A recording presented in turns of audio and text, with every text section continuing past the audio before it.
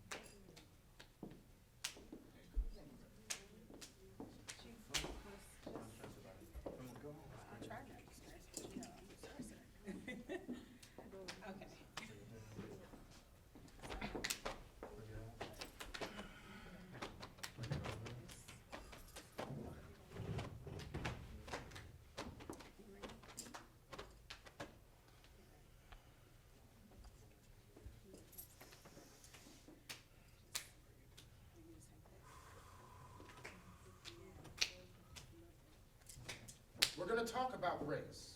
Take a moment and breathe. Relax. Mind your hands and feet. There's a chance you might get a little Triggered. Uncomfortable, to say the least. Gonna use words that'll make you itch. Lift some veils. Tell some tales. snitch. We undertake this dramatic enterprise to dispel a few white lies. And to reveal the greatest feat of magic ever realized. You may find our act disjointed. But you won't be disappointed. Regardless of our disclamation. So, without further hesitation, Let us jump in way back. Way back! We're taking a detour through time and place. fasten your seatbelts. Hold on to your hats. Ready? Set, Go, race! Ladies and gentlemen and non-binaries, we're digging up the past, but dig it's necessary. We'll take a look at dirty crooks, make no apologies. Gonna sock your mind, learn what's behind these ideas. Gentlemen and folks who go by neither. We added song and dance for those who need that kind of breather. Gonna this and that and so and Scooby-Doo. Gonna spill the beans and say some things you never ever knew. We're gonna turn it on. The show is only an hour. We're gonna spit some rhymes, share some history, a touch of minstrelsy. Aaron. Mia. Amanda. Brian. Miriam. Charles. Hillary. Dante. We're gonna zoom, zoom, zoom, zoom.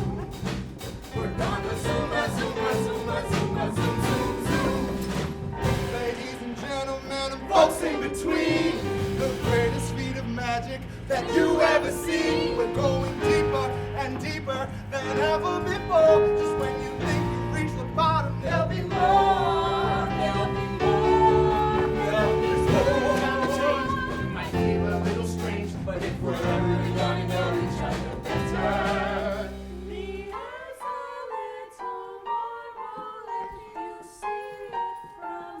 But from here, this is a race review. We do that is ready, set, go, back, but no status quo. That's a view to the use of the whole. That's a pleasure with the lyrical flow. Yo, these tales be mad and short, but it's metaphor. The struggle goes on and on and on and on, but in our resistance we grow strong. So, cause we made it through.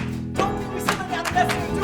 Don't mean our problems have come to an end. Not a matter if, it's a matter of when. Keep fighting the forces, consider resources, with history's courses, defeating resources, completing hopes. Leave these pictures of woo! Let's change our minds, cause the planet ain't got much time. Woo! Ladies and gentlemen, and gender non-conforming, we hope by now you understand just what we'll be performing. Just elocution for all that it's worth, the peculiar institution of America's birth. Come and play, come and play, come and play, come and play, Come and play. This is something that could be better understood. So take a chance for our own good. It's a beautiful day in the neighborhood. Race, race, race. It's a beautiful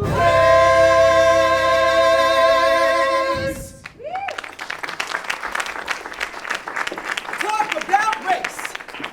In the United States of Americanization, as a ruling class formation to prevent cooperation amongst those whose exploitation was the foundation upon built so-called great nation.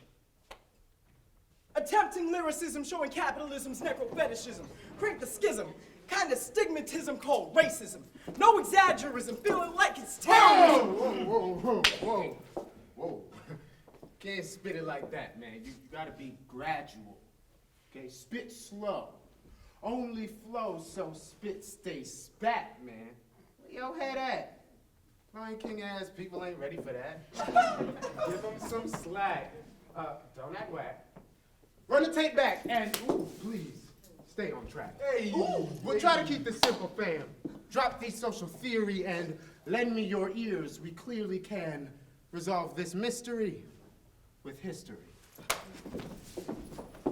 To 17th century England we retreat. A troubled time, to say the least. A country mourning the recent death of their virgin queen, Elizabeth. Guy Fawkes' plot leads to his arrest, and Shakespeare pens the play Macbeth. Chill. Hundreds of years before the Industrial Revolution would be in full swing, still our plots in motion. Textiles. Wool, rich English fashionistas. Shift landscapes, British countryside vistas. Increased demand for wool, British landlords act the fool. Closing farms and peasants evicted, results easily predicted. See, it's Jacobean-style gentrification. Countryside, food and rent inflation. Homelessness, and threatened by starvation, peasant refugees to cities make migration. People with no sense of agency saying, How am I supposed to feed my family? punishment, committing a crime, death penalty. Don't get caught begging regardless of your poverty. Punishment, flogging until your back bleeds. I got kids. How am I supposed to keep a roof over our heads? Repeat offenders, death by hanging. Vagabond, no job, gets a tongue branding. And that's if you're lucky. And if you think that sounds grave, vagabonding can also get you 2 years, huh? Save. Now, it's important you all understand the relation to capitalism all of this had. People used to hunting and farming for food, stripped of the means of their livelihood. Enclosed ownership, natural resources, leaves peasants landless and pretty much forces peasants whose work, once theirs to control, to wage labor. Work now has to be sold. Peasants once lived, now privatize land, move out to cities, eke out whatever they can, searching for work where they might earn a fee from a group of folks known as the bourgeoisie. Bourgeois only care about making that profit. Fair game, anything, make cash off it. Nobody foolhardy reined them in. Rich Brits took shit afforded to them. So, spy through the eye. Bourgeoisie, suffering, destruction, don't mean a G. Collateral damage is all in the accumulation of capital. England's neighbors, France, Portugal, and Spain, sent explorers to the New World to stake a claim. But the British didn't hesitate to follow suit, so as not to be left out that colonial loop. New economic paradigm, wealthy new pastime, ruling class exploit, get that destroyed. Many English people starving, elite, busy carving the planet into pieces, greedy. Please feed me, cried out the needy. But the cries of the poor fell onto cold, deaf ears. The scent of fresh revenue streams filled the air. A world of wealth within their grasp overseas, their eyes on the prize called the colony. History class teach us about this business, about escaping persecution, expressing religiousness. But truth confess, this project's main motive, one thing only, capital accumulation. It was all about the money. Same bourgeoisie that we mentioned before want to turn that wealth into even more. And with a little bit of help from the English crown, the Virginia Company of London is conveniently found. Year of our Lord 1606, rich Brits soon buying up stocks in it. Shit. Only part scheme still needed to be hatched was who was gonna make that booty and bring that sheep back.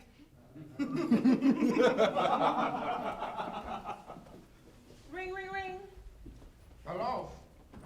Hey, baby. You remember me? The colonies. I'll get your purple mountains. And your fruited plains. Boy, you crazy. Crazy about you. So you gonna come and get this or what? Babe, oh baby, I wanna pull up on your shores. Nothing could please me more. And I said, babe, what are you waiting for? You know I'm gonna let you have it all. If you sell to me, it's bound to be a booty call. A colonial American booty call. Ooh, a booty call. Ooh, a colonial American booty call.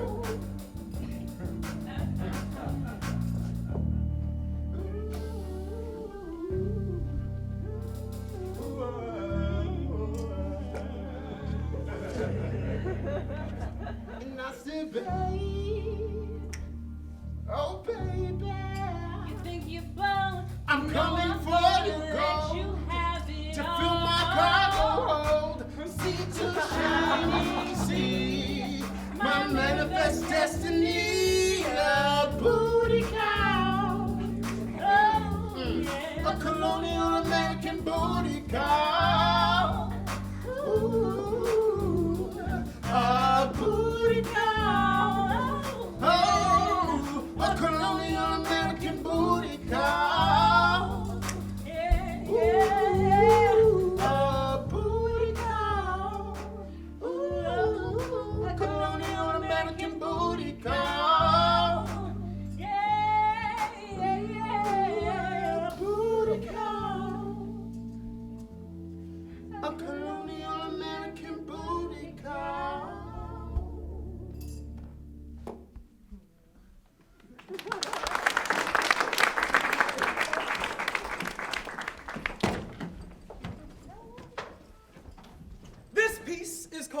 colonization.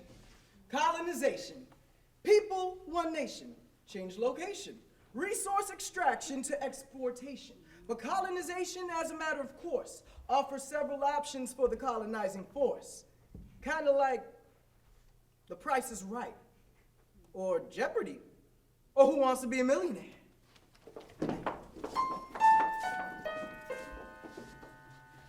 Game show, everybody loves a game show. Game show, everybody loves a game show. Game show! Welcome to Game Show. I'm your host, and here's our contestant. All right, contestant, are you ready to win big? Sure. All right. Well, here's your first question. You are a colonizing power and discover an indigenous population in a new land. They have a fairly advanced society with a well-developed hierarchical system of classes effective to maintain order.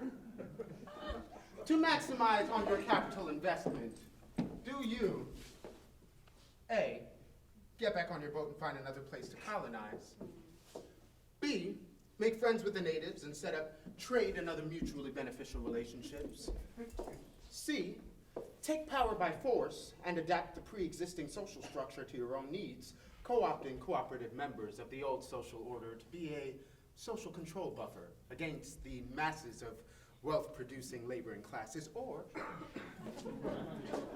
D, exterminate the indigenous population and repopulate with a labor force easier to control. Now, before you answer, keep in mind that you have two lifesavers. You can poll the audience or phone a friend. Would you like to use a lifesaver? Yes. All right, our contestant's gonna use a lifesaver. Which will it be? Poll the audience or phone a friend? Polio. All right. Our contestant's gonna poll the audience. All right, audience, I'll repeat the question. You are a colonizing power and discover an indigenous population in a new land. They have a fairly advanced society with a well-developed system of hierarchical classes effective to maintain order. 2, maximize a return on your capital investment. Do you, A, get back on your boat and find another place to colonize? No one. Okay. B, make friends with the natives and set up trade and other mutually beneficial relationships? Okay, you got it. Okay, you got a couple. What about C, take power by force and adapt the pre-existing social structure to your own needs? Okay, we got 2. Okay, got a couple. No one really likes C. Or D, exterminate the indigenous population and repopulate with a labor force easier to control. Well, right next to you, she said yes. She says D, C. All right. So you've heard a couple of answers from our audience. Do you have an answer? And your answer is? Your answer?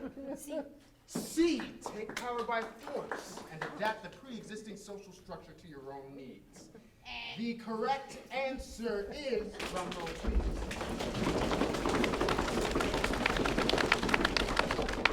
C, take power by force and adapt to your own needs. You contestant, you were right. All right? Boom. All right then, you're doing great, contestant. You ready for your next and final question? All right, for a big win.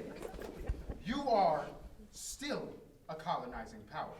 This time, you've discovered a new place with an indigenous population that seems to have developed with an extremely non-hierarchical social structure. They share with you knowledge of their history and traditions, and they're also extremely hospitable. Once again, to maximize a return on your investment, do you, A, get back on your boat and leave these indigenous people in peace? B, make friends with the natives and set up trade and other mutually beneficial relationships? C, take power by force and maintain a strong military presence to maintain order?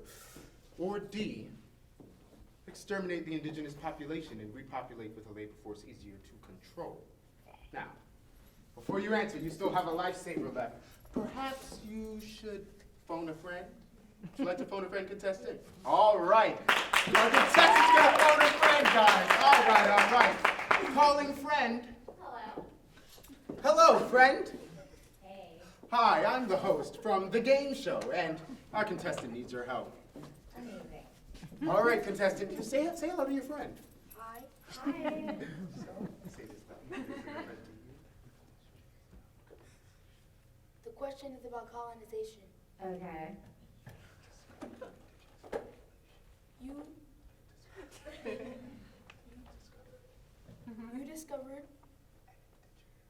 an indigenous population in a new land.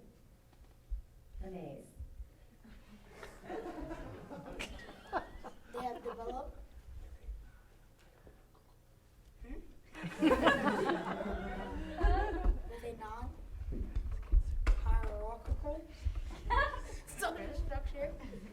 Oh my gosh. They're also super friendly. Oh my god. The choices are Uh-huh. A, get back on your boat. B, make friends. Ooh, fun. C, take power by force. Alright. Or D, exterminate the indigenous population. Huh. I mean, it is a tough question. It's definitely not A, since I just got there, so I'm not just gonna get back on my boat. B sounds like a good answer. I mean, B sounds good unless the natives don't have what I want to trade, or, you know, aren't into what I have to trade. I don't know, it's more complicated. Might not give me a decent return on my investment. C could work, but then I have to maintain a military occupation, and I could be putting down rebellions for like centuries. So I'm gonna say D, exterminate and repopulate. If I can hire troops, then I can just as well hire laborers. So I'm gonna say D, exterminate the indigenous population. All right. Friend says D. And what are you thinking, man?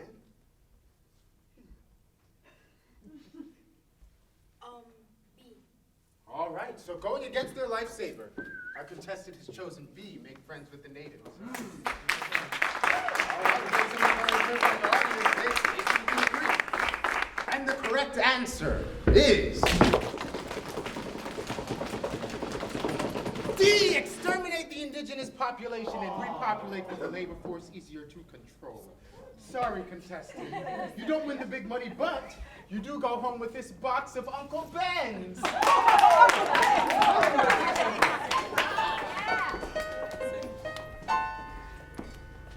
Game show, game show. Everybody loves a game show. Game show, game show. Everybody loves a game show. Game show. The ruling class ventured capitalization. Method of colonization, D. Mass slaughter subjugation. See, First Nations not all killed by Europeans, but some had no interest in being under colonial control. So them Indians had to go. Succeeded though winning some tribes, some Cherokee come colonial allies. Changing deer skin, goods like guns, to use against rival Indians. Expert tracking slaves who run. Get to that later when that part comes. But first, we're going to talk about the Great Migration.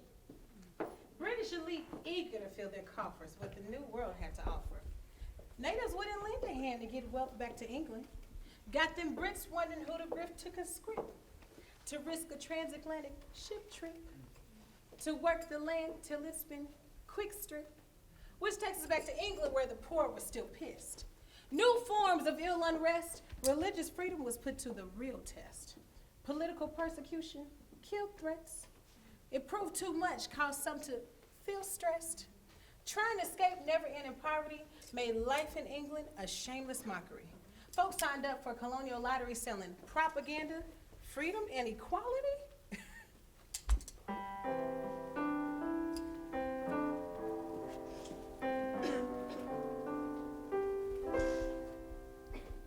Such as to Virginia do purpose to repair, and when that day shall thither come, each man shall have his share. Day's wages for the laborer, and more for his content. A house and garden plot shall have, besides 'tis further meant.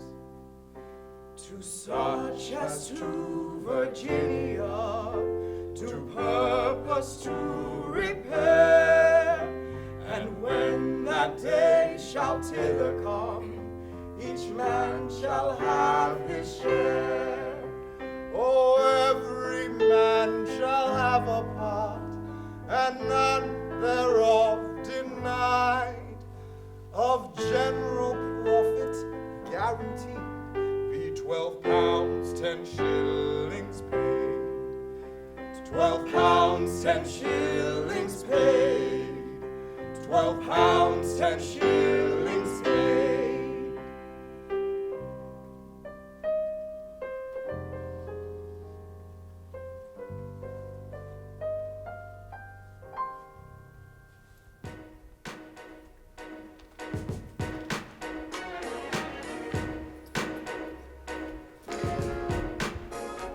They went slowly at first to discover what the new world had to offer. Landholders felt it was just too slow. Fields to plow, seeds to sow. The Cochiana Rustica, aka tobacco, was the gold standard for the London code. Planters greedy for a quicker profit. Corn and food crops came to a swift stop. Tobacco was labor-intensive crop. More hands to keep profits up. Floor volunteers, Brits start to drop. They have to think fast to stay on top.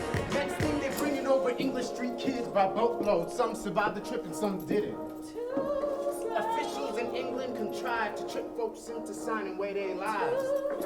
Colony leadership soon realized a need for women to serve as colonial wives. Breeding labor main task to be undertook. And if you think they did it fair and square, you sorely mistook. Cause when there's not enough chicks, you just buy you some. Let them kick, scream, cry, Shanghai you some. Ain't a chicken book so cook like you won't try you some. Quick, lick, beg, borrow, still lie you some. Buy you some, die you some, try you some. Hey!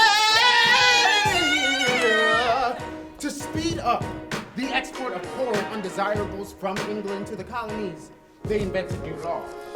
Basically, they made it a crime to be poor, and the guilty got sent to the new American penal colony. To get manpower, British law made it common. Citizen criminals such and such use service as bondmen. Exile across the sea to colonial toil, extracting wealth, forming tobacco from colonial soil.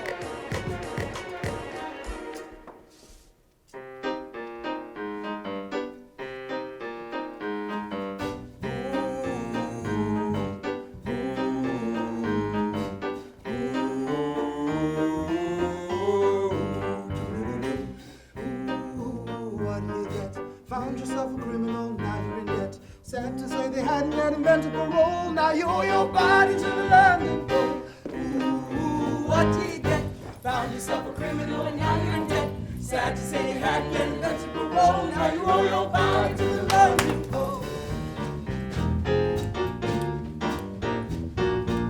Move fast, you're trying to get the money to flow. Sitting full speed ahead, but it was too damn slow. Cool cash to back in, needs to go while both loans are coming, but they too damn slow. Move fast, you're trying to get the money to flow. Saying full speed ahead, but it was too damn slow. Cool cash to back in, you needed to grow while both loans are coming, but they too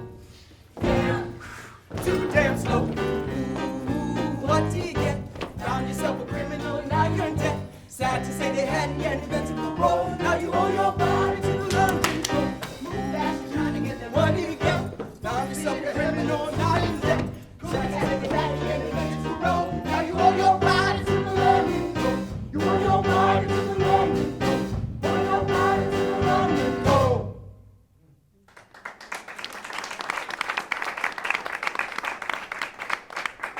The Great Migration swiftly built up a new world labor class.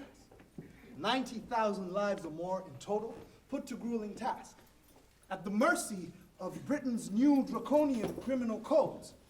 England's persecuted, they're destitute, they're vagabonds, they're rogues, crammed so damn tight they were bursting out of the ship's cargo holds. In all but name British subjects into slavery sold. They might have made slaves of all these poor Britons, and probably would have if not for tradition. But in England, it would have been seen as malediction, claiming as slaves any souls who were Christian. So they found themselves indentured, not British slaves, by the grace of being Christian, as they say, Jesus saves. What a friend we have in Jesus. Hold up! Hold up! Get me straight, please. Saying white folks the first slaves in the colonies? No, none of these people would have thought of themselves as white. They would have thought of themselves as Englishmen, Irishmen, Scotsmen. See, white as a race, it just wasn't a thing. They were British subjects under the rule of their king, who came to the colonies to serve the exploits of the ruling elite, who then abused their rights and saw them all as just a means to an end, valued over how backwards their backs might bend. You hear this fool trying to double talk me? How? If they are forced into labor and doing it free, sounds like slavery with white folks as the victims. Facts we all learned in history class and contradict them. Don't think it's so much a contradiction as correcting previous historical omission. See, the ruling class had to be restrained from placing their own people into permanent chains. That biz about whiteness just hadn't caught on. That sure wasn't going to be true for too long. Let's do ourselves a favor and end this beef. Let's get ourselves some Africans in this piece. African slaves arrived on the scene in Jamestown year 1619. 20 odd Negroes, English privateer, stolen while going to Mexico, then brought here. English bondmen all the rage, but not Africans on the colonial stage. Now, let's get one thing straight about the early days of slavery in the colonies. It's not like I'm trying to paint this as no bed of roses, but it might not be as simple as you all suppose it. Now, I'm sure, for the African, slavery was hell. Damn straight. But it might not be as simple as you've all heard tell. In fact, here our tale from popular history diverges. And from the mountains of evidence, a new truth emerges. You're losing us, brother. Where are you going with this? You know what? If you be quiet and let this man finish, I'm just saying, my son wasn't. Your son. Look, the British had no model for what to do with the people that they bought. To them, indentured and slavery was just about equal. Early slaves weren't treated as later would be, treated as not even an animal should be. No, this fool did not just say that. What are you talking about, fool? Is he black? Are you black? Are you even black? Look, to Brits, laying down cash for an indentured servant was the same as laying down cash for slaves for labor. And as those indentured were freed after several hard years, they treated Africans the same as their English peers. I'm done. You know what? Would you calm down, fool? Like this man just said. Like everybody else in those days, those early Africans were free. Exactly. And once they were freed, they were welcomed into colonial society, greeted even. One likely cause for this manumission. Manu who? Many slaves at the time was converted to Christian. And if you was listening when we told you before, having Christians as slaves was a big fat no. Exactly. And once free Europeans had advancement opportunities. Once free Africans had a chance at upward mobility. They became craftsmen, tradesmen, farmers, well-respected, well-known. They purchased land and bought servants and slaves of their own. They voted and exercised all of the civil rights of the early free men. We even saw marriages between Africans and... How you doing? I like No, it's Hold up! Slow down! This is too fast for me. Y'all got ex-slave Africans walking around free, owning land and slaves and wedding English wives. Africans living typical colonial lives? I'm serious, yo. We gotta fight.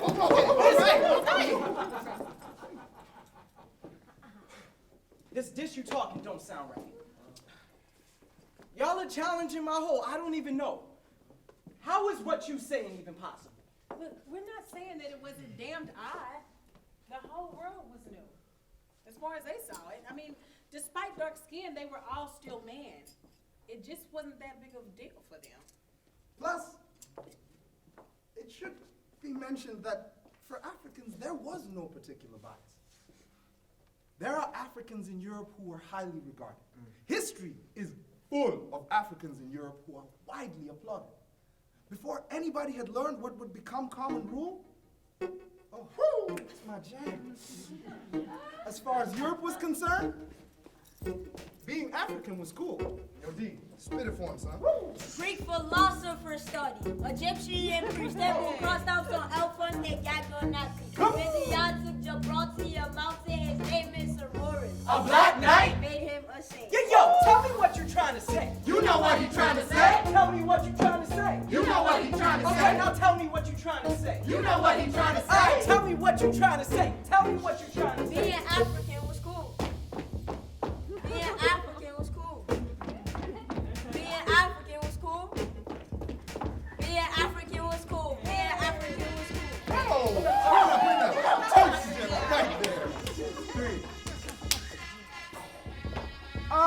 Africans shown in a positive light in European art and literature. Go. Balthazar, wise king, Martha, baby Christ, Oedipus, king of Thebes, till he lost his sight. Arthur Knight, Orient, black to face a limb. Yellow noble jealousy, got the best in. So Tell them what we trying to say. Hey! Tell them what we trying to say. Hey! Tell them what we trying to say. Hey! Tell them what we trying to say. Tell them what we trying to say. African was cool. African was cool. Being African was cool. Being African was cool. Being African was cool. Hey! African was cool. Being African was cool. Being African was cool. Hey! Being African was cool. Being African was cool. Hey! Fire, baby.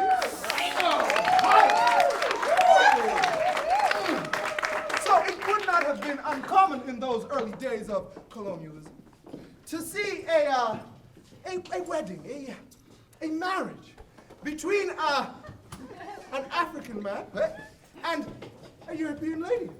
Be right back.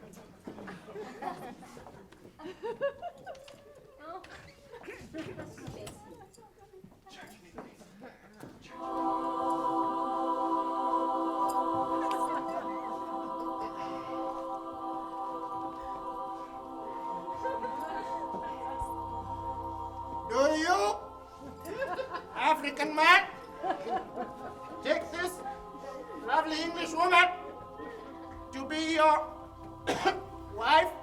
You.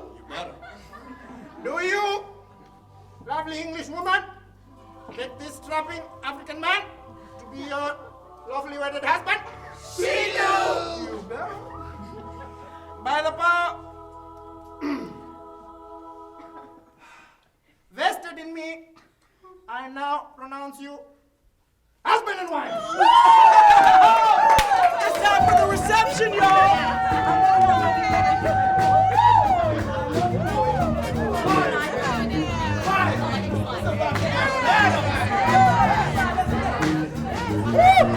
Okay, I see we got the coolest people in the audience up on stage. Alright, we're going to the left side. It starts like this. 5, 6, 7, to the right. To the left. Hey, back that up. Now hit. Now hit. Now hit. Hey.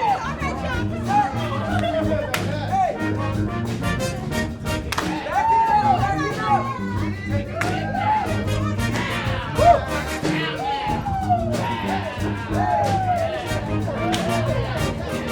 So in life for the African in English.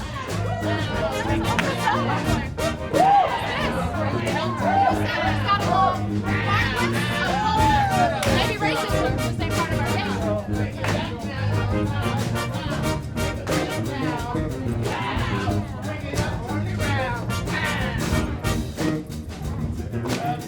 the poor African and English lived in one word translated poor people all colors have one common protest, brutal ruling class policies of the government. So the English and African made commonplace. No us versus them, and no talk of race.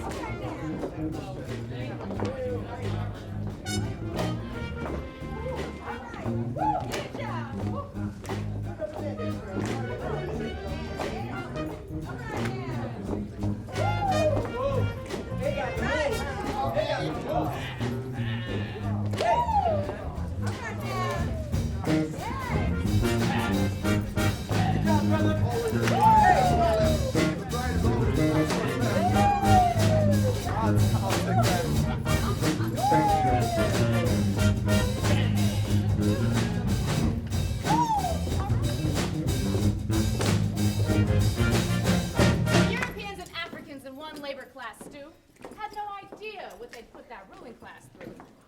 To the laboring class, the mix was just fine. But their inner-race lives to the ruling class mind wasn't charming. It was sweet. It was straight up no good. To have class solidarity, the elite understood that the more all these common folks were getting along, the greater the chances of them growing strong. Enough to overthrow the governors and the ruling class rule. To maintain social order, they needed just the right tool. But which tool would serve best? Determined they must. In the meantime, they'd have to adjust. You'd imagine these elite would have given some thought to the fact that freedom can't be sold or bought. Though some have desire to be others' king, to be slave to another ain't a natural thing. At this point, there is no black or white, just enslaved folks in bondage now ready to fight. Wasn't always called slavery, but with the flow of cheap labor from England being too damn slow.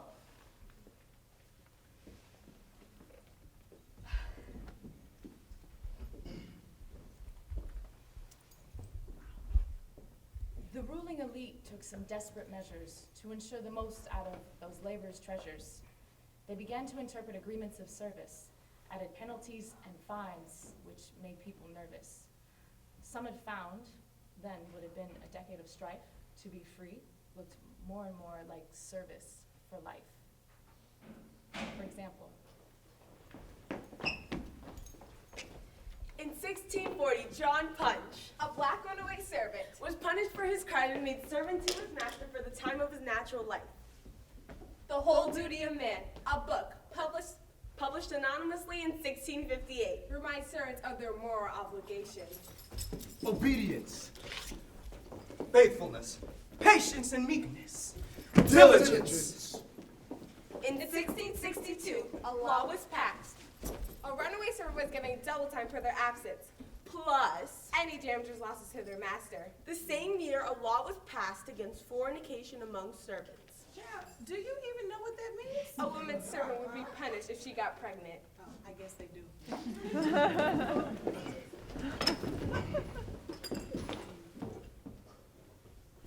the brutal elite now had well overstepped, thinking poor folks would lie down and take what they get. It took men, women, English, Irish, Scottish, African, dumped them all into one great colonial concoction, and treated them all as mere flesh for their use. But a people can only take so much abuse. This ain't your peas and carrot version of history. People grew sick and tired of the ruling class greed, indolence, revolt, sabotage. The ruling class on a powder keg felt that soon the time might come to call for backup. Sound the alarm!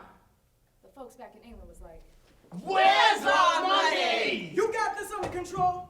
This ain't funny, innit? Nathaniel Bacon here. On this 30th day of June, 1676, in the name of the people of Virginia, Governor William Berkeley has completely failed his role. Act completely berserkerly, he's so greedy for control. Allied with the neonatives from whose wrath we're protected. Suggestions to protect ourselves are narrowly rejected.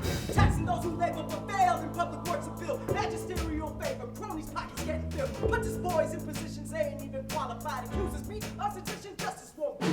Sees him be straight-torious, arrogant and victorious. A risk to King James' crown. For that alone we'll see him down. For all the abhorred English blood runs red. He'll get just what he deserves, and that'll be justice served. They say I'm an opportunist, just a true politician, fueled by jealousy and rudeness. In my contrary position, just a rich boy playing games against his own flesh and blood, trying to make a name, making up to no good. And if I'm part of the ruling class myself, I can still be critically inclined to ask myself, do we all now, whether we're noble birth or low, have the right to reap the benefits of that we sow? So call me opportunist, but the truth is quite plain. Despite the fact that glue shouldn't need to be explained. If the people have rights, if the people were free, then how can I exploit this opportunity? Seize him, he's victorious, arrogant and injurious. A risk to King James' crown. For that alone we'd see him down. For all the aforesaid, as sure as English blood runs red, he'll get just what he deserves. That'll be justice served. We accuse Sir William Berkeley, who has clearly violated The interest of His Majesty. and severely aggravated, commanding that you seize him for his shameful, shameful ways, Convicting him of treason and numbering his days. Seize him, he's victorious, arrogant and injurious. A risk to King James' crown. For that alone we'd see him down. For all the aforesaid, we'll press till we see William dead. The rebellion must be won for our freedom. Now, for all his fancy talk, Bacon may have been a little more than a scoundrel with ambition, but one thing was sure. He recruited the poor, disgruntled common folks to shake off their chains and throw off their yokes. The English, Irish, Scottish bondmen and free in a fight for what they saw for nothing less than their own liberty. As the battle fires burned, they saw a new ambition. They were fighting for their freedom, bond slavery's abolition. These leaders are traitorous, arrogant and injurious. No more vanity, we'll fight for our humanity. Set fire to Jamestown, we'll burn this prison to the ground. The rebellion must be won for our freedom. Freedom! Ruling class spirit come to fruition. They were now face to face with a mass Freedom! The colonial project had taken a turn for the worse, and they watched James Freedom! Nathaniel Bacon was killed early in the battle, but those rebels' courage could not be Freedom! won. Even with Britain's help, it took a year before they would finally put an end to Bacon's rule.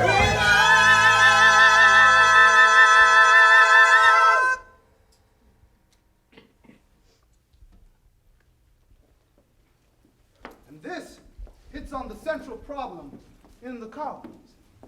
Attempting to extract as much wealth from laborers and to have as many people growing tobacco as a monocrop, the Southern elite failed to install a system of social control.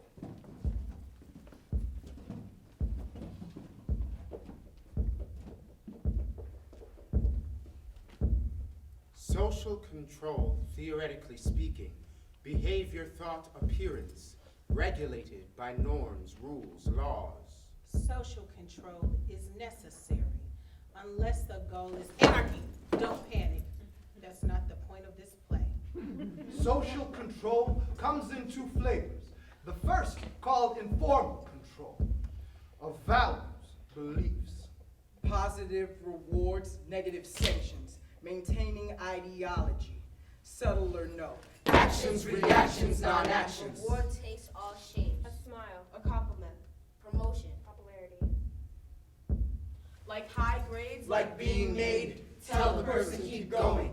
Keep doing it like you do it. we like you. We accept you. We honor and respect you. Informal control has a dark side. Negative form, its sanctions, disapproval.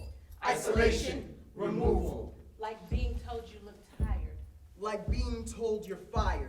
The shame game, the blame game, the calling out by name game. It's iced out, ignored. It's yawning like they're bored. Being made to feel queer. We'll have none of that here. No accident, a quiet kind of violence, enforced by our traditions, The family, the media. school. Nothing natural about it, and a little critical thinking shows who's behind the curtains and who's pulling the strings. Sometimes you need more than a subtle hint or two to make people do the things you want them to do. That's when formal control steps up to the plate. Some call it leadership. Some call it the state. It puts things in writing, then calls those things laws, then threatens with violence to make sure they're followed. Penalty, revocation, public humiliation, fines, deportation, mass incarceration, torture, mutilation, death.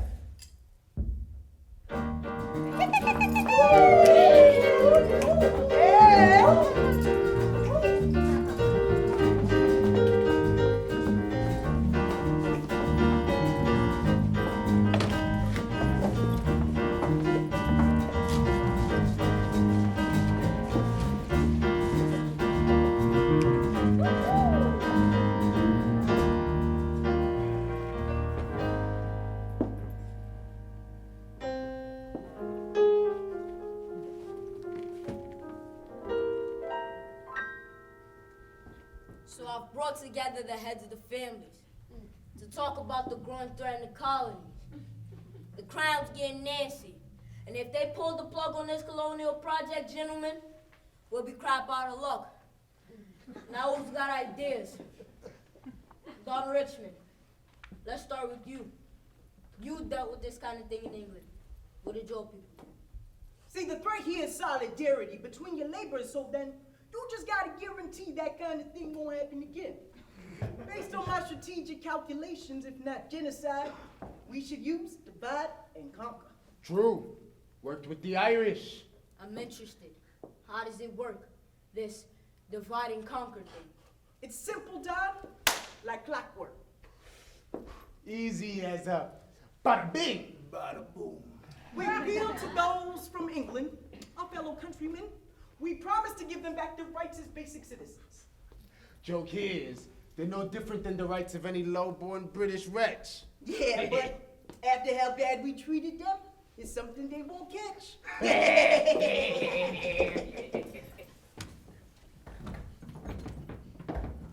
Thus, the ruling class conspired to regain their dominance over the laboring classes, who didn't stand much chance. Upon the English, Irish, and the Scots, an honor was bestowed, to which they'd be entitled for the keeping of the code. As petty as it may seem, or moral in hindsight, they purchased the Southern loyalty from the privilege to be white. They paid poor whites a bounty to return slaves when they'd run. They made whites overseers, whipping slaves in the hot sun. Every poor white in America became a prison guard to those who'd been their neighbors, who had thumbed for liberty fought. Another benefit was more psychological than material, as the extent of human worth can sometimes seem somewhat ethereal. The ideal was that whatever might appear on an African's exterior, that African to the lowest of whites would always be inferior. The virtue of our children would continually be checked, regardless how upright and free from sin. They would always be regarded as less worthy than respect than the lowest wretch who wears white skin. That's how social control was maintained, preventing an uprising of poor white labor, divided based on the color of their skin, pitting one against the other. Elevated white skin poor. In truth, a zero gain, just more. Just as exploited as before in a system of white power. The main tenets of this agreement were codified in rules that were passed by the Virginia General Assembly and replicated in all of the southern colonies.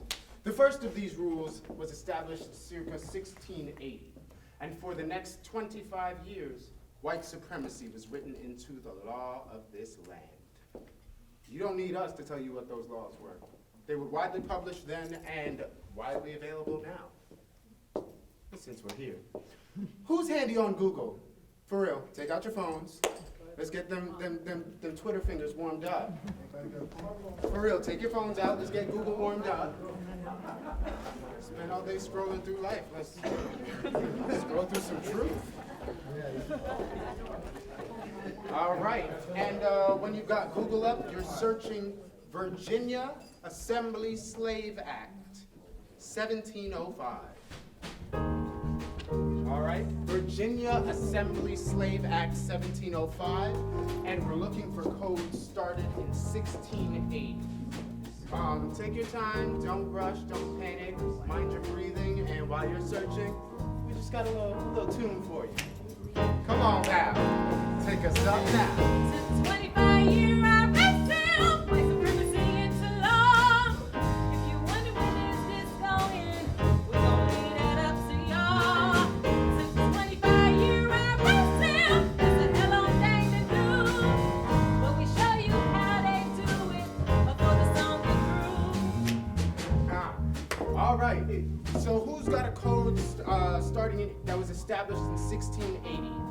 I think we got one. Boom. We got one. I'm coming right back to you, Miriam. I'm sure the guys over there. 1680. Loud and clear. Virginia's General Assembly, this is really Assembly restricts the ability of slaves to meet at gatherings, including funerals.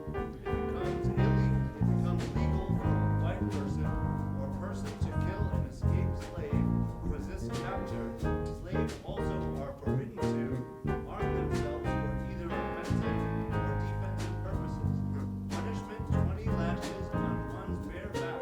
Leave the plantation without the written permission of one's master, mistress, or overseer. Punishment: 20 lashes on the one's bare back. Lift up his hand against any Christian. Punishment: 30 lashes on one's bare back. More? I mean, anyone else want to chime in? Come on. Thank you so much. Anything in 1680? Just read them out. Read them all already? All right. Go. Ooh, prior to 16. Oh no, just 1680 through 1705, because that's the chunk, the crux of it.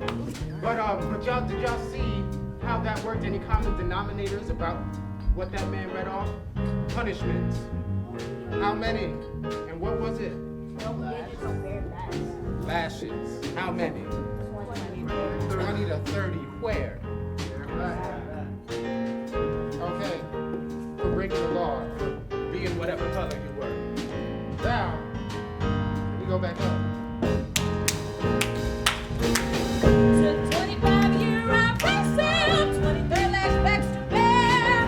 Told you that one need undo it. Turn it till, but that's not fair. All right. So someone said 1691. Boom. All right, read them out. 1691, any white person married to a black or mulatto is banished and a systemic plan is established to capture quote-unquote outlying slaves. And a little louder for me. If an outlying slave is killed while resisting capture, the owner receives financial compensation for the laborer. Partners in an interracial marriage cannot stay in the colony for more than 3 months after they're married.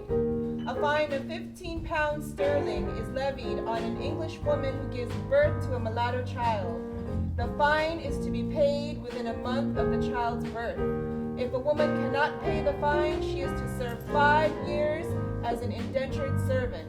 If the mother is an indentured servant, she faces an additional 5 years of servitude after the completion of her indenture. A mulatto child born to a white indentured servant will serve a 30-year indenture. A master must transport an emancipated slave out of Virginia within 6 months of receiving his or her freedom. Y'all notice anything about that particular set of laws that it's a little weird? A little bit. A little bit. Okay. And so, you know about take us back up. Since 25-year I wrestle, even they gon' do their time. But you don't want to hear nothing about it. Sucker tie, you're thinking I'm. All right, so now we're going to jump ahead to 1705, which is when all of these laws were rolled together into an act concerning servants and slaves. I haven't hit your section yet, baby. Come on. How you feeling? Come on, loud and clear. 305, free men of color lose the right to A hold public little louder office. for me, babe. Blacks, free and enslaved, are denied the right to testify as witnesses in court cases. All black, mulatto, and Indian slaves are considered real property. Enslaved men are not allowed to serve in the militia. In an act concerning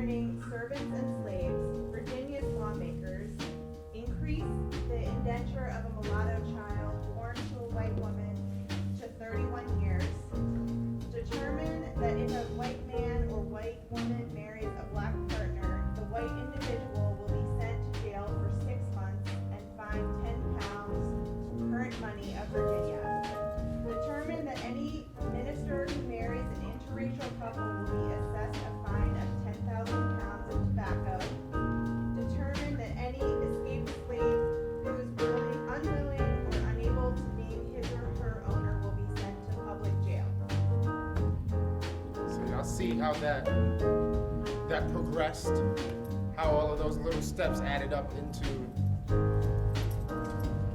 So if anyone asks you how racism was woven into the very fabric of American society, you can now show them exactly where to look. All right, now.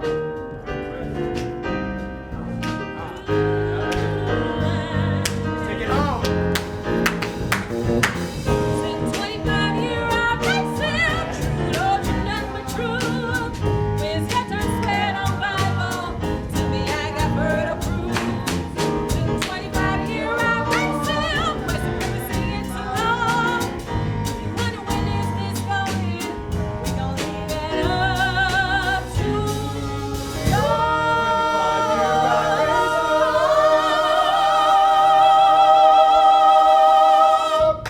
Boom. Give yourself a hand. Thank you for indulging me. And go ahead and put the phones back up now. Let's get back to this thing.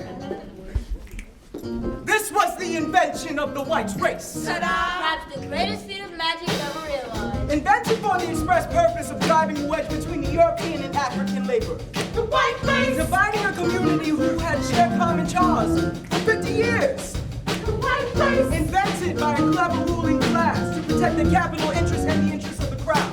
The white race! Never intended to provide any real benefit, and to this day still works against the poor laboring class. White race! But these European laborers wore this label and they wore it with pride.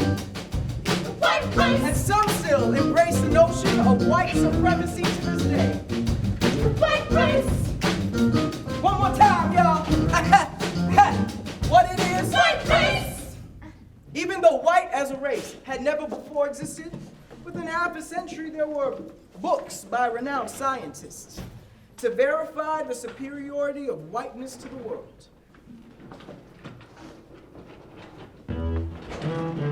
Oh yeah. Carl Linnaeus was the first to spit him a verse.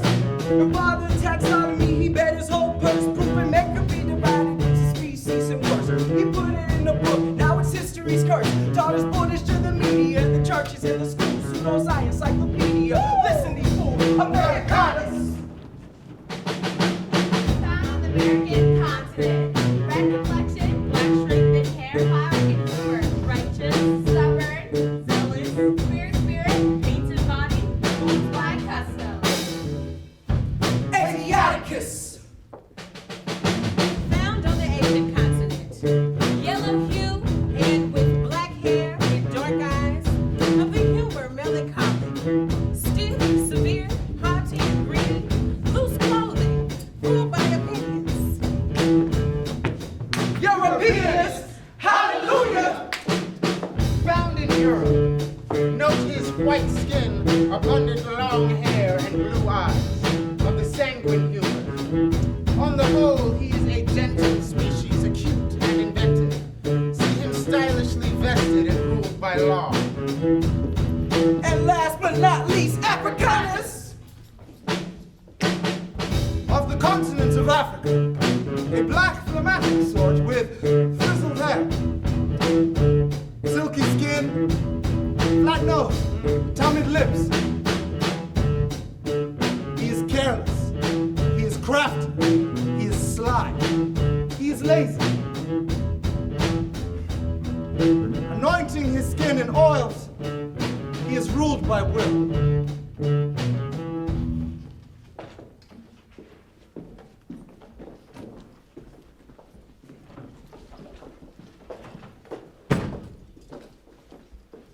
The church got involved, sometimes in opposition of slavery. In the South, however, they used scripture to justify the human bondage of Africans.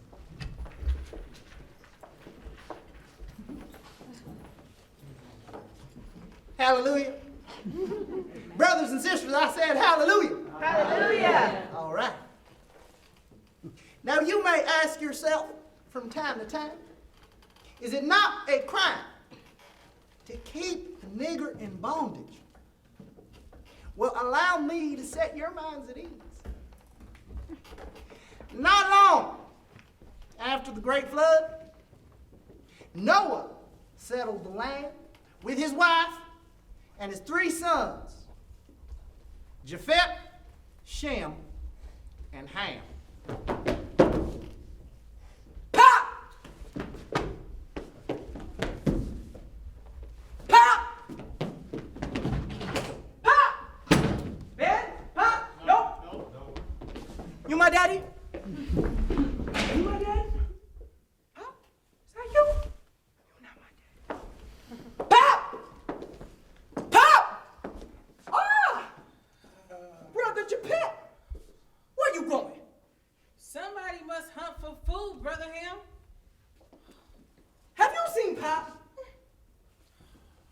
Fetching a deer skin of wine, Brother Ham. Thanks, Brother Sham.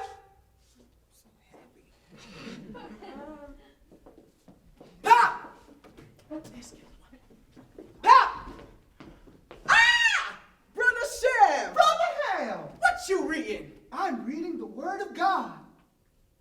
Have you seen Pop? I think he went to fetch a deer skin of wine. Thanks, Brother Sham. All right. I shall go look for Pop in his tent.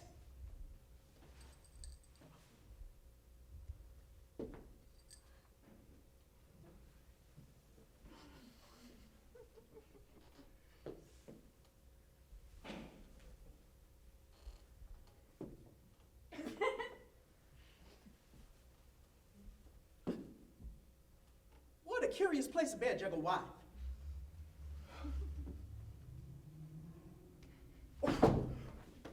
Finally! Pop's dead. Papa Noah! You sleep?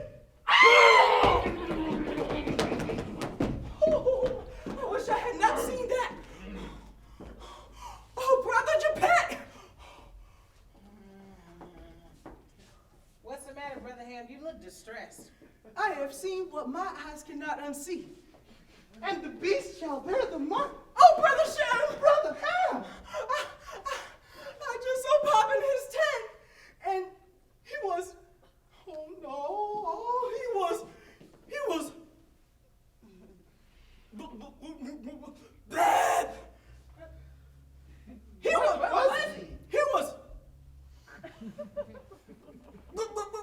bad.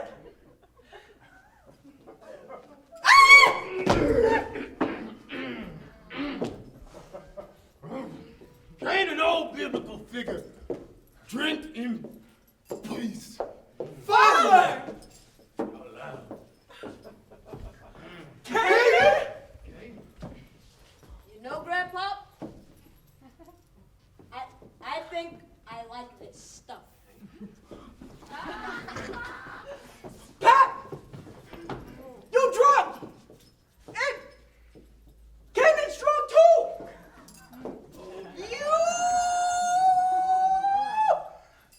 You've been giving my son, my only son,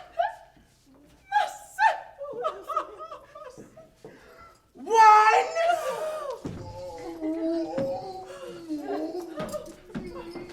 Oh, Canaan is cursed! Canaan is cursed! Canaan is cursed! Oh, blessed be Yahweh. Canaan is cursed! Shem. Oh, Shem. Oh, Shem, blessed be Yahweh. Oh, Shem, Canaan is cursed. Let him dwell in thy tent. Oh, blessed be Yahweh. Oh, my favorite. Oh, may God make you mighty. Let Canaan dwell in the tent of Shem. And let Canaan be thy servant. Shem.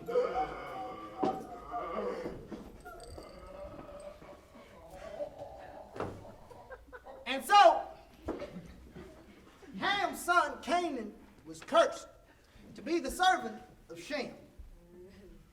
And Japheth would mighty rule, as would all of his kin.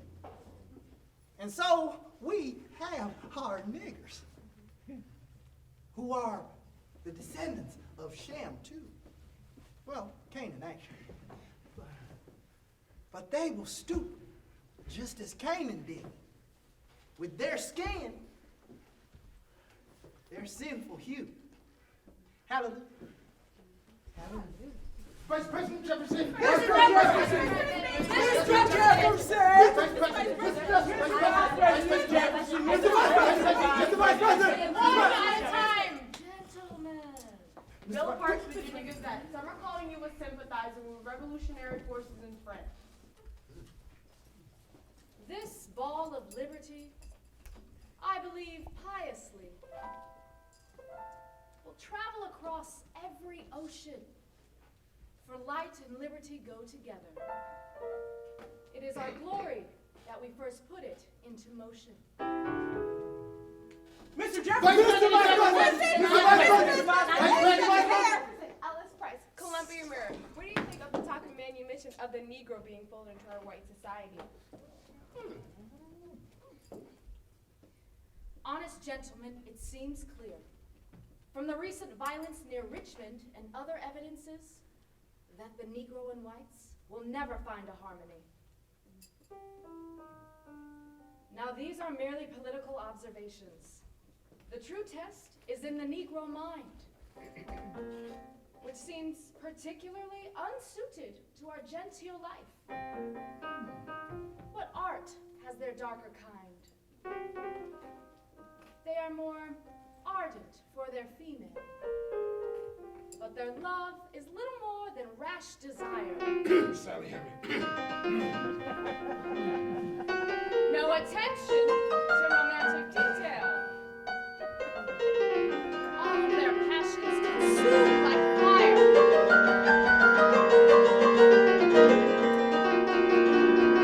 Their existence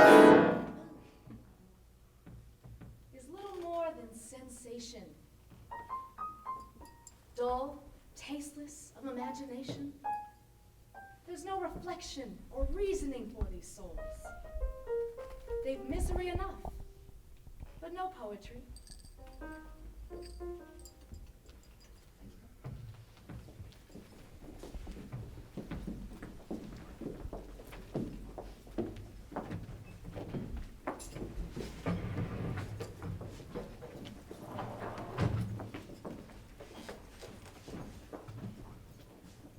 The scientists, the churches, philosophers, even the founding fathers set everyone's minds at ease that Africans were less than humans. People treated Africans any way they wanted to.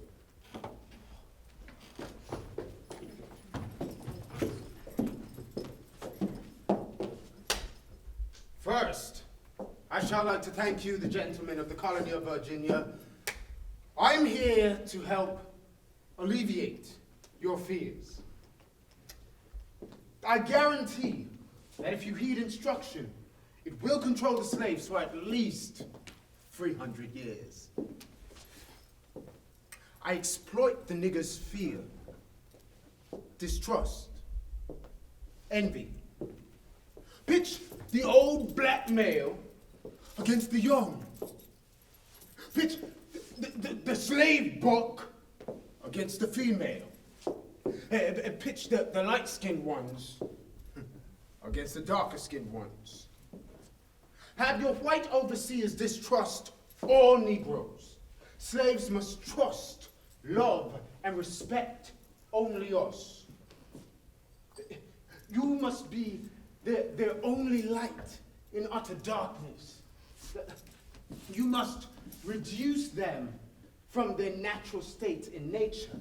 Nature provides that they care for their offspring. We break that natural string of independence, create a status of dependency.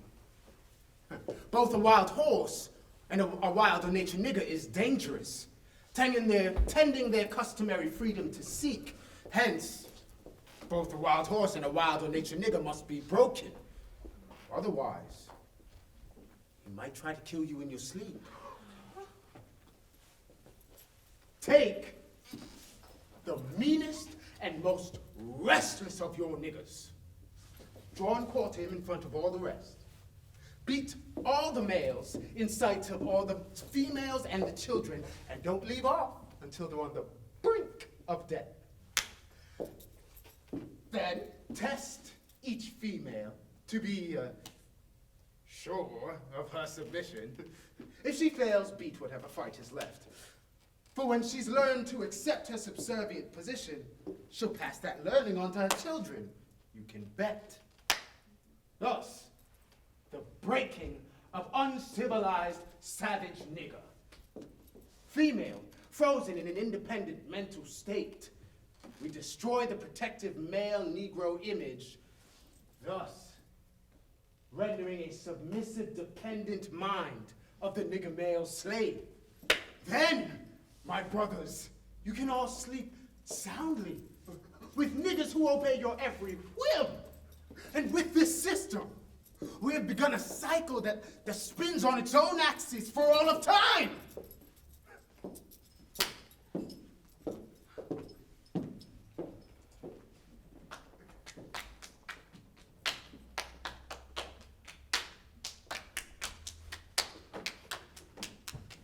The plan against African slaves was scientifically detached.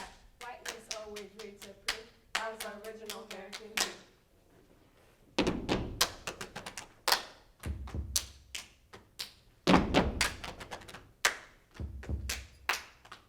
Act of 1719, citizens only white and free. Government trying to guarantee American white supremacy. They embraced by entire nation. All them poor folks knew their station. Think emancipation meant the end. Got very, very sad news, my friend. Civil War brought out to its knees. Slaves were told they'd be set free. 15th Amendment gave a clause. Slavery is punishment for breaking the law. Calvin trampled to death for me. Used to Africans working for free. Of course they don't feel outrage, forced to pay Africans a decent wage. Included that 13th Amendment clause. With a few minor tweaks to existing laws. They turned being black into being the group, Starting with the same slave codes that took 25 years. adding vagrancy laws. White planters only too happy to see them enforced. Blacks in the South did time. Boom. The criminalization of black people became big business. That included the leasing of convicts for everything from farming to building roads to providing raw materials for the steel industry. And the prison population, the black prison population, exploded. exploding ever since.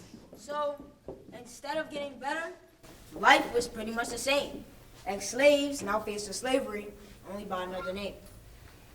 Strategy employed after Bacon's riot, still getting used to keep people quiet. Whenever people start to feel unrest, they put that same old system to the test. Remind Americans of that racial divide. The New Deal to restore American pride had programs that discriminated against blacks whose lives were segregated. The National Recovery Administration said that paying blacks less was a fair concession. The Federal Housing Authority refused mortgages guaranteed to blacks who tried to buy in white neighborhoods. The Social Security Act excluded job categories traditionally held by blacks. Oppressive acts like routine lynching, Jim Crow, We could list them all for you, but you already know. a seemingly ceaseless effort to maintain supremacy of whites gave rise to a growing movement for basic civil rights. Blacks and white allies peacefully demonstrate, come face to face with the violent force of the state, intent to put the people's resolve to the test, using dogs, fire, hoses, batons, arrest. In the face of violence, the people held fast, but only so long that patience could last. When peaceful measures failed to make their case, violent rebellions across America took place. People said, "Too long you've tried us." So America exploded in what they called race riots. From 1964 to 1968, they rebelled in Harlem, Watts, Newark, and Detroit. And after the death of Martin Luther King, 125 cities did the same thing. Flash forward 40 years, when on November 4th, 2008, Barack Obama elected President of the United States. Had the loud voices of racism and white supremacy been silenced? After 300 plus years of laws, propaganda, and violence? Does America's signature institution just end? What motive did these people have to give up a time-honored tradition? And if so, how the day after the election and Trump's victory do we hear these words spoken in Washington, D.C.?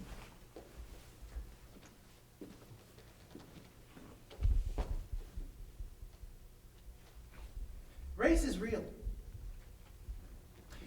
But in some sense, whiteness really is a social construct, encapsulated in the concepts now designated problematic. Power, beauty, strength, agency, accomplishment. To be white is to be a striver, an explorer, and a conqueror. We build, produce, and go upward. We do not exploit others. We do not gain anything from their presence. They need us, and not vice versa.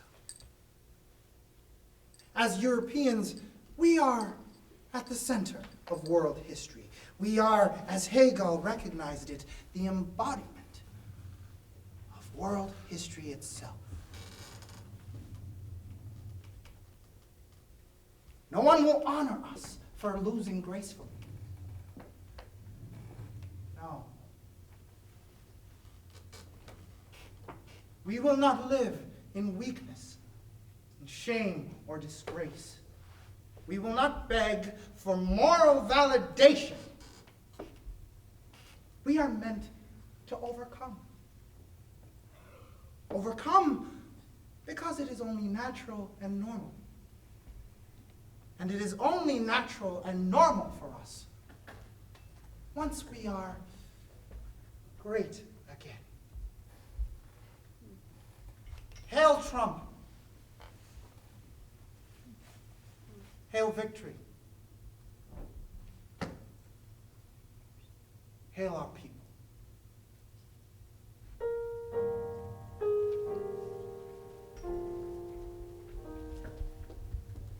We fed you all for 300 years, for that was our doom, you know. From the days when you chained us out in your fields to the march of a week ago. You've taken our lives, you've taken our lives. We're told it's your legal share. But if blood be the price of your lawful wealth, good God, we have bought it fair.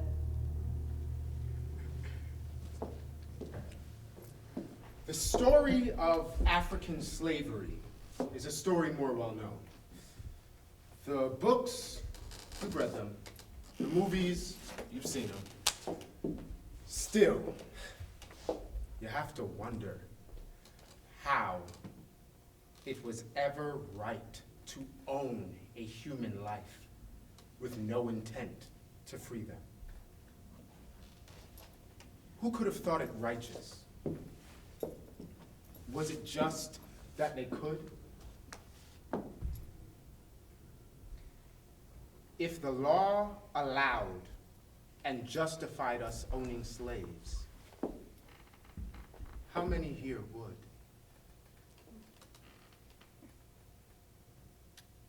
Please rise for our national anthem.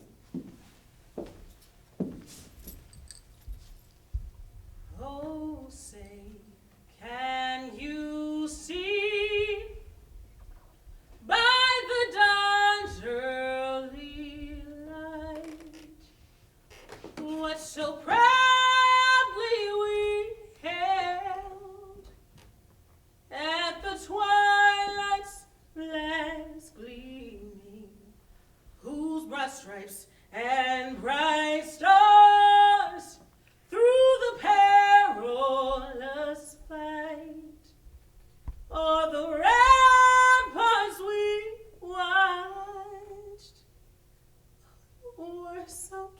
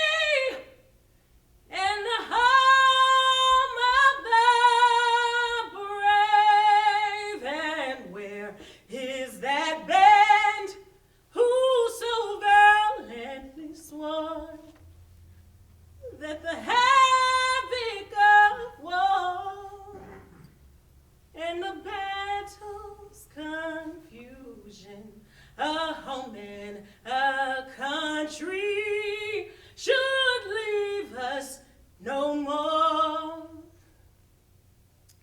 Their blood has washed out their foul footsteps, pollution, and no refuge could save the erring enslaved from the terror of fight or the gloom of the grave. And the star-spangled banner in triumph doth wave o'er the land of the free.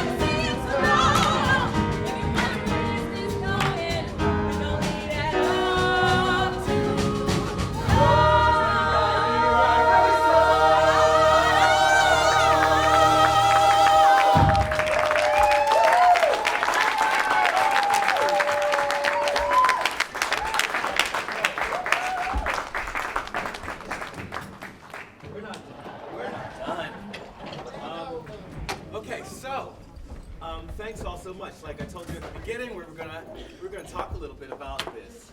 So before we say any more, you've been sitting here for a little bit over an hour, and I'd love to just hear what's on your minds right now.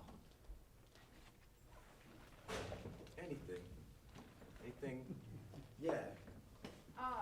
When people talk about systemic oppression, it's really hard to it's very hard to illustrate. And I thought that this piece made some excellent choices in how it went back and the examples that it drew to really build a system more clearly, like to show the building blocks of the system of oppression and how it's very complex. There's, capitalism and what became race.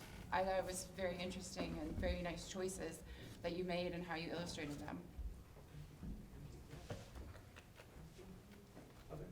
I think the platform to talk about race in any platform, whether it's at work, through art, that it's necessary. I think we, as New Yorkers, we are very disillusioned with what it means to understand the levels of racism.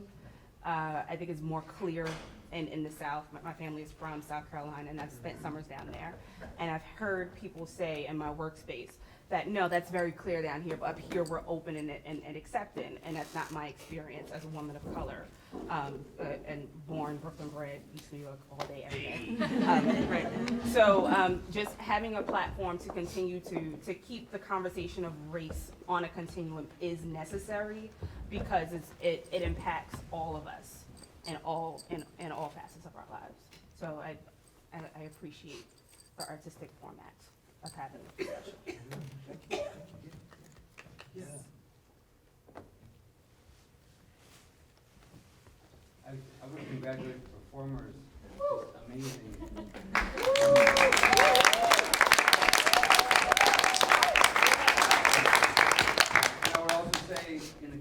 context of entertainment now, I couldn't help but thinking about Hamilton throughout the entire performance, and it was like what I was lacking from Hamilton, like just the historical depth that you guys went into.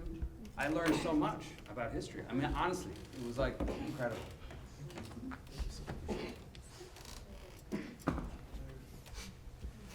Okay, so I'm going to go back to, so there was a question posed in the play that hopefully landed on you, and maybe we can spend a moment just thinking about that. So it was posed, this idea that, okay, so we have, racism, it's over, and we have civil rights acts, and we have, I mean, perhaps what people consider this, this system of oppression is, perhaps has been just, has just erased. And so questions about, what was that, how did that happen? Do people have sort of recall how did we get over racism? And then aside from that, the question was asked about if it could be justified, how many people, see themselves in a position to accept such an institution today? So without getting too much deeper, any thoughts to that question as it was posed?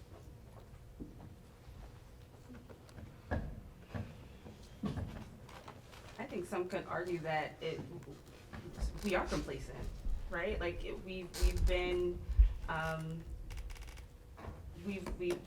this is the fabric of this country, and it's what we know. And when we start, the resistance has always been there, right? Like so it started in the slave revolts, to the civil rights movement, to the Black Lives Matter movement. That's always been consistent. But one could argue that if you benefit from the way the system is, that complacency that's still there, if in a way you can argue that it's okay, right? Like, because there is you're benefiting from it, you don't really want to fight the system, it's working for you, so you can argue that in a way it's kind of happening already. I think it's never stopped happening. You touched on it a little bit in the play when you talked about the prison industrial complex and the idea of social control. I mean, the way our society is set up still now, we've just kind of replaced in a lot of ways slavery to the prison industrial complex and the cradle to prison pipeline that so many of our young people are in. And we as a society, we're all victims of social control because we've been brainwashed to see these young men and women of color who are being detained for very minor infraction, very, very non-violent fines as violent criminals because of the way society has portrayed it. And so the complacency continues. And I want to add to that, just to think in terms of the prison industrial complex, all of the individuals who find themselves in that system, right? I guess regardless of the color of their skin, are in that system. Would you agree? I mean, if we were going to extend what you've already said to just include all of the people that are in that system, right? Yeah, absolutely. And then, like, if we imagine the prison industrial complex, are there images of certain types of people who come to mind, even?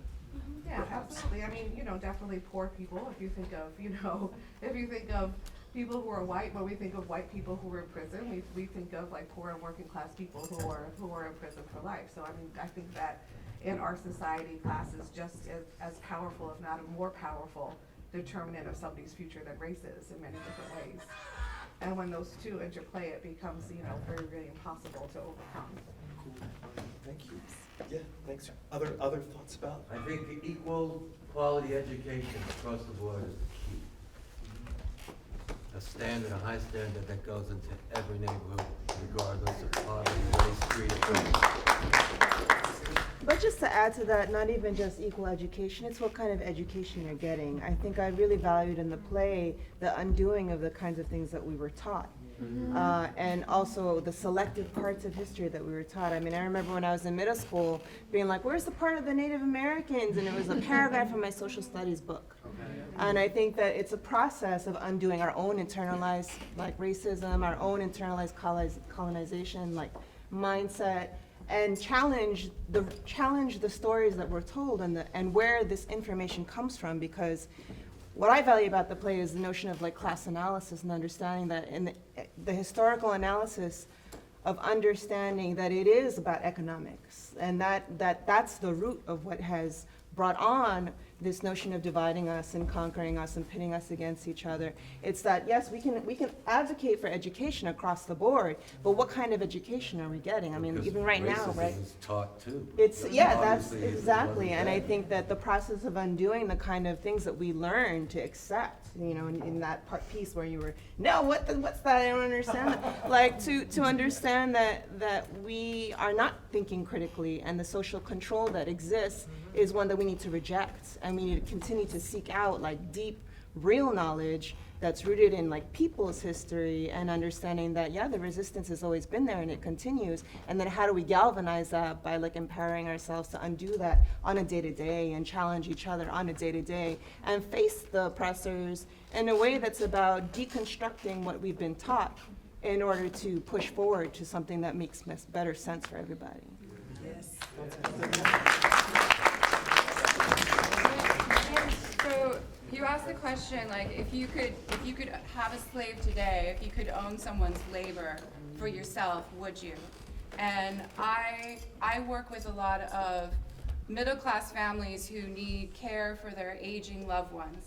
And I'm constantly giving the lecture that you need to hire on the books, and you need to not engage in wage theft, and you need to pay your domestic help, your nanny, and your home health aide. You need to pay them time and a half as required. And the number of people who say, well, I'm middle class myself and I'm not wealthy, so I can't afford that. So I'm going to pay this woman $800 a week and I'm just going to give her cash under the table, and she doesn't really have the papers, and it's okay because she's getting more than I would give her otherwise, and I can't really afford it because I worked all my life and I have a city pension, but I can't qualify for Medicaid and no one's taking care of me, so it is all right if I pay this other person only this much money. And it gets very fraught because maybe the person doesn't have status to work here, or maybe the person says, you know, by the time taxes are taken off, if I worked out the books, even if I was making minimum wage is not enough, so I'll take this. And it keeps a whole group of very, like, we have this work that needs to be done, and people are still taking advantage of other people, and the people who are taking advantage, they're not way up at the top of, they're not 1%ers, but we do. We have opportunities where we can cut corners with other people's labor and time and money and what we pay them. And it gets, you don't necessarily want to think about it always, but like it's a conversation that I keep having. Like, people's labor, what is it worth? When do you cut corners? When do you go off the books? Are you balancing things? It's tricky, to put it mildly. Yeah, thank you. Yeah. I think a piece that I took away from this play was that there's an economic structure that exploits people and their labor. So maybe it's not that person who decides to pay, somebody on the books, but the fact that there are so many domestic workers that exist, and there's a demand for people to work under the table or can be exploited. I think that's really something that I took away, that, there's this economic structure that takes advantage of people as cheap labor, as objects even. So, that's really what needs to be undone so that we are not divided and conquered in that way. Thank you. You asked the question, when you own a slave today, and don't we all own slaves by buying products that are made by people who aren't paid a fair wage? Speak on it. Speak on it. Well, I think you pulled one of these out of their pocket during the show, and all you have to do is read about how the workers who are creating iPhones and products are treated. Yeah, and I wonder, and I just going back again, we talk about this social control. How is it that how is it that we accept that? I don't imagine that anyone in this room is a bad person.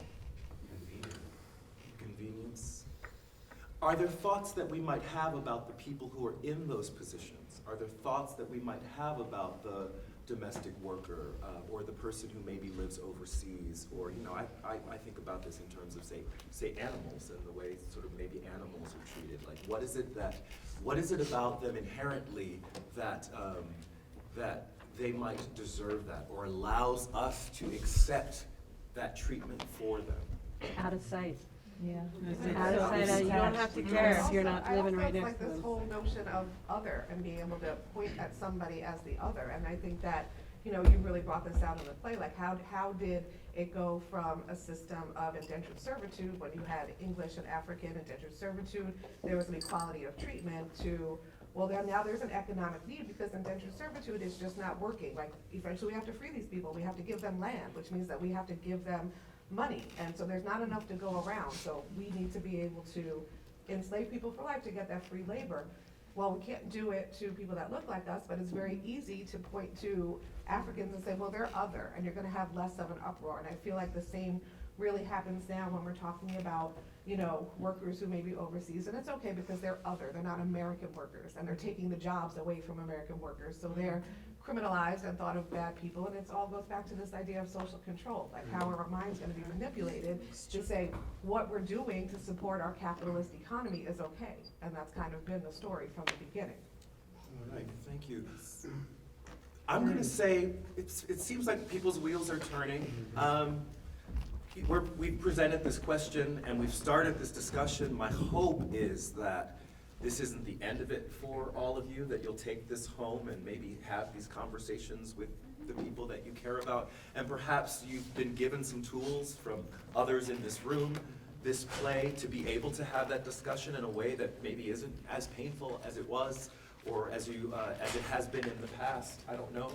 Certainly, we did it, and it looks like everybody's okay. Everybody's okay. Yeah. I think it's important to talk about, especially amongst diverse crowds. Like, everybody will be okay. I say that all the time at my job, and again, as a woman of color who has lived in this body for 37 years, you will be okay if you talk about race. You will not die. You will be okay. It's something that we have to mitigate as people of color. We have to mitigate microaggressions, overt aggressions on a daily basis, and we find a way to survive. You will be okay. If you do not have these conversations, that change won't happen. So you need to have these dialogues, whether it's in the form of art, it's just talking across the table. You need it, but you will be okay. We'll survive. We survived this. Okay, so let's leave it at that. Let's give these actors one more hand.